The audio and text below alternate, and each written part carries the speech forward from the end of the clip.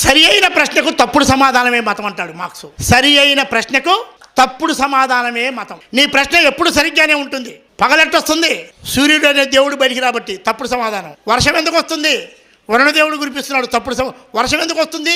సరి అయిన ప్రశ్నే. వరుణదేవుడు కురిపిస్తున్నాడు, తప్పుడు సమాధానం. నేను ఇలా పని చేసి వచ్చా, నాకు భూమి ఎందుకు లేదు? సరి అయిన ప్రశ్నే. నీ బియ్యం మీద, నీ గింజల మీద దేవుడు నీ పేరు రాయలేదురా, తప్పుడు సమాధానం. నేను చెప్తున్నాను, ప్రజానీకంలో ఎట్టి పరిస్థితిలో తిరుగుబాటు రాకుండా అడ్డుకుంటుందే మతం. దోపిడీ వర్గాల చేతిలో గొప్ప సాధనం మతం. మతమే లేకపోతే దోపిడీని ఎప్పుడో ప్రజలు గుర్తిస్తారు.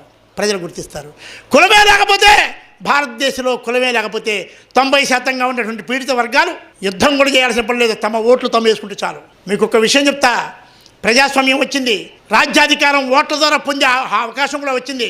ఇంకా నువ్వేందో కత్తులు కటాలు పట్టుకుని పోయేది, ఎవరిని చంపుతావు? పైగా మార్క్సిజం హింసకు వ్యతిరేకం.